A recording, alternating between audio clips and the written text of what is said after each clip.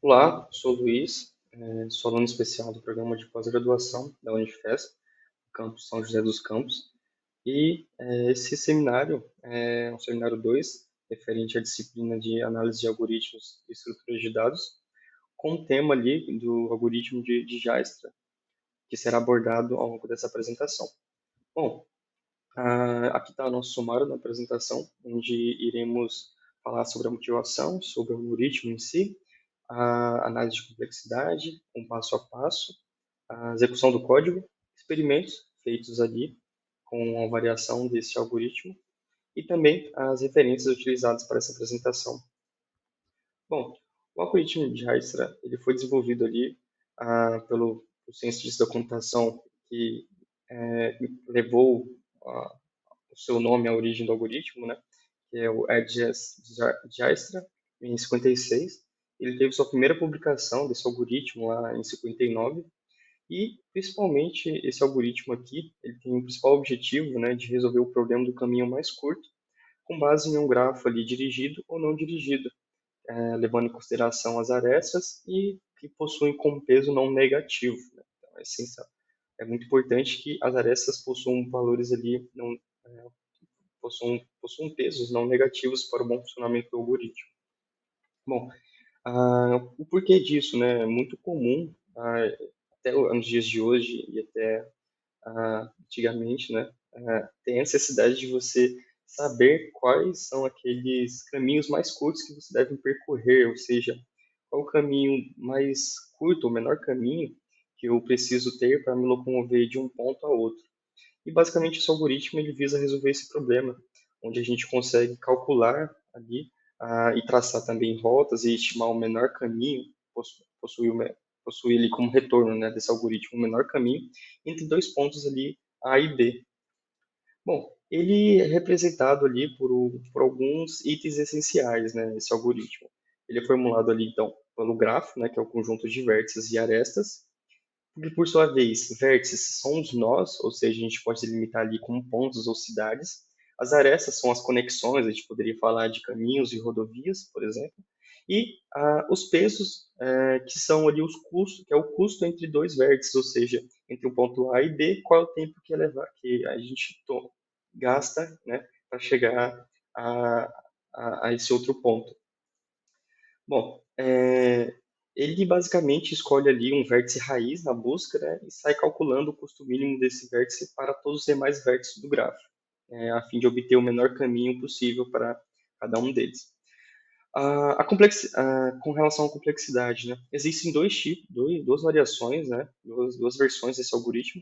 O primeiro ali que a gente tem, principalmente, que performa melhor, é o que utiliza de uma fila de prioridade. Esse aqui ele utiliza ali de uma heap e ele possui ali como um custo de O, n mais n na log de n, né? Por sua vez, já o que utiliza uma matriz de adjacência, ele tende a um custo maior, que é O de n ao quadrado mais m, onde que, para todos os casos, m é o número de arestas e n é o número de vértices ali do nosso grafo, né?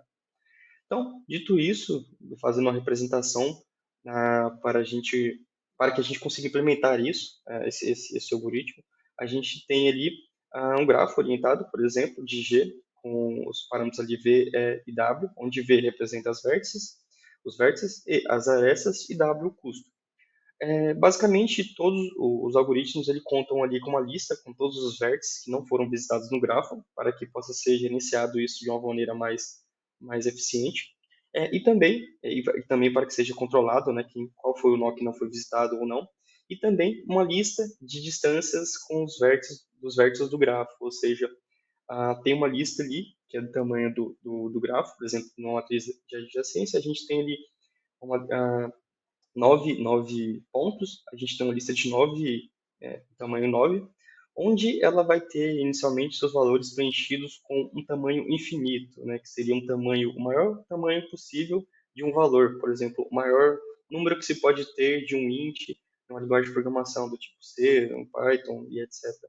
Exceto da posição, que é a de origem, ou seja, se eu vou colocar aqui na inicializar a lista com a posição 0, né, com a posição A, ou seja, a posição 0, a gente diz que essa posição zero até ela mesma, ela tem um valor de zero, que é o custo dela trafegar até ela mesma. E ali, em alguns casos também, a gente tem uma lista que é responsável por armazenar os nós visitados e que possuem um menor custo, a fim de que ao final a gente monte um trajeto. Então, uma vez que a gente tem aqui esse grafo, a gente partindo de A, a gente consegue partir ali para C e B, que são os caminhos possíveis, e a gente acaba atualizando ali os valores atuais, que é o custo de percorrer de A até C, ou seja, 0 mais 2, 2, e 0 mais 5, que é o custo de A, né, até B, 5. Então, atualizamos os valores das distâncias, né, na nossa lista de distâncias, marcamos que visitamos o nó A e partimos para o próximo nó, né? Que vai ser ali, no caso, o nó 2, o vértice 2, o vértice C. Que, por sua vez, a gente consegue expandir ele até E e D, por exemplo. E aí fazemos o seguinte cálculo. 2 com 4. Então, para eu partir do caminho de A até C, que é o menor caminho aqui, né? Entre A e B e C, esse é o menor caminho, eu tenho aqui um total de 6, e esse é o valor a ser atualizado para o vértice de T, que ainda atualmente é o menor caminho. E para eu chegar até E, eu tenho o total de 2 com mais 8, 10, que atualmente é o menor caminho que a gente sabe até então para se chegar a esse vértice. Posteriormente, expandindo ali o B, a gente vai avaliar o custo de chegar até D. Então, vai ser ali 5, né, que é o atual peso, né, com mais 8, 13. Logo, 13 é maior do que o caminho que é obtido por aqui. Então, esse valor não é atualizado. Então, permanecemos com o melhor caminho para chegar até F, né, por A, C e D. Então, o D ali expandido, a gente faz o cálculo para que ele chegue até E e F, por exemplo. Então, 2, 6, com mais 6, 12. Esse é o caminho para chegar em E.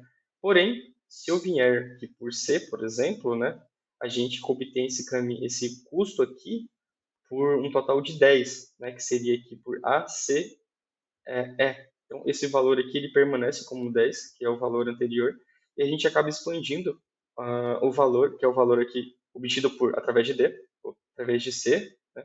E a gente acaba expandindo aqui para F. Então, vai ser para calcular o valor de F. 0, 2, 4, 4. Então, aqui a gente tem 10. Então, esse é o valor atualizado para F. Uma vez que, se a gente percorrer por A, C e E, por exemplo, a gente teria um total de 2, com 8, 10 e 13. E esse, por sua vez, não seria o menor caminho em si, partindo de A, C, D, F. Bom, quando a gente chega em E, a gente tem que calcular ali posteriormente esse caminho, que a gente vai poder ter essa conclusão maior, né? De que para eu chegar expandindo ali de até F, né? A gente tem um caminho maior, que é o total de 13, e é muito maior do que o total do que vir pela essa camada inferior, seria A, C, D, F. E acaba que esse montante acaba não sendo o menor caminho, e o que prevalece fica A, C, D, F como um valor final para esse algoritmo, como ele deveria se comportar.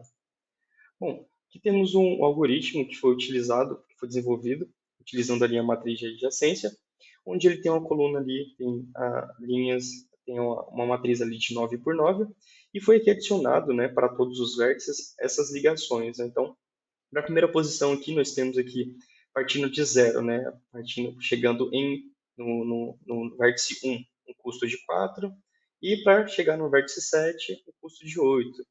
E assim sucessivamente, fizemos ali, foi feito, né,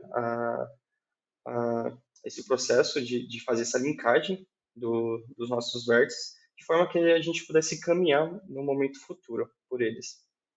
E esse aqui é a cara do nosso algoritmo de Dijkstra, onde a gente informa o grafo, né, que a gente preencheu na matriz de adjacência na etapa no código visto anteriormente, e informamos uma fonte. E aí, como já também dito no início da apresentação, montamos duas listas, uma de distância, que é a distância acumulada aqui entre os vértices, e também se o nó foi visitado ou não, para que a gente não visite novamente, não fique ali sem uma parada, né? Então, a gente preenche aqui com valores máximos, né? Valores infinitos, que é o int max, e também dizemos que todos os nós não estão visitados. E como mencionado, a gente preenche que a distância de zero, por exemplo, de zero até zero é zero, como mencionado no momentos anterior. Bom, chegamos à etapa, né, então, de fazer de percorrer esse nosso grafo e buscar esse cálculo de menor caminho, né? Então, inicialmente a gente tem aqui uma função mínimo, onde a gente passa a nossa lista de distância, né, e o nó visitado ali, e a gente consegue retornar o nó que tem o menor custo que não foi visitado. E aí, uma vez que a gente retorna o índice dele, a gente marca aqui que ele foi visitado, e a gente faz agora uma varredura para que a gente atualize o custo dos vértices adjacentes não visitados, ou seja, esses vértices aqui, por exemplo, de 0 e 1, 7, 1, 8 e 6, e assim a gente consegue manter esses valores com o menor custo possível atualizados. E a função que é chamada, como foi mencionado anteriormente, a mínimo, ela tem ali, com valor mínimo, basicamente, um infinito, né? E a gente busca, dentro daquela lista que a gente tem ali de distâncias, né, o valor que possui um menor custo ali assimilado, e a gente retorna esse índice para que a gente consiga retornar o menor custo possível e associá-lo a essa conexão. E com isso a gente consegue ali, por exemplo, né, no ponto de vista quando a gente parte ali do ponto de origem 5, né, quando a gente executa aquele algoritmo, a gente obtém aqui para que ele chegar no índice zero aqui, ele tem um custo de 11, né? Então, por exemplo, o menor custo vai ser o de 11. Então, tomamos aqui o 5 para ele chegar até zero, ele vem aqui, ó, ele pode vir por 2, 1, 8, 11, ou ele pode vir por 5, 2, 1 e 0, porém aqui vai ser 4 com 8, 12, que 16. Por outro caminho, 4 com 2, 6, com mais 7, 13, né? Com mais 8, 21. E assim, esse não seria o caminho menor possível. E assim, para todos esses pontos aqui, a gente tem sempre o menor caminho calculado, por exemplo, né? Como um código, a fim de exibir o código, né? Aqui a gente fornece o nosso grafo de entrada, né? E aí, uma vez que a gente executa, a gente tem aquele mesmo comportamento que a gente teve anteriormente, né? Então, se a gente puder variar aqui, a gente tem outros resultados, por exemplo.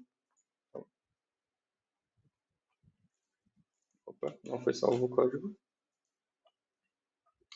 Que partindo do zero ele tem um custo de zero, e de zero até o 1 ele tem um custo de 4, e assim a gente consegue calcular o menor custo possível entre esses vértices que são montados aqui nesse gráfico. Bom, foi feito também alguns experimentos utilizando ali o tempo total, desde o tempo de montar essa matriz de adjacência e também montar o grafo, né, o grafo ali utilizando a RIP, e foi obtido os seguintes valores ali, né, de médias de tempo, né. Para se utilizar ali partindo da origem zero, chegamos ali a obter 106 segundos, né, milissegundos, e aqui, enquanto usando a RIP, cerca de 30 milissegundos, ali 0,00030 segundos. E aqui podemos notar que há uma grande diferença, né, a utilizar a RIP e não utilizar a RIP, por exemplo. E a gente consegue obter um ganho de performance significativo em relação a esses algoritmos. Bom, essa foi as referências utilizadas na apresentação. Obrigado pela atenção.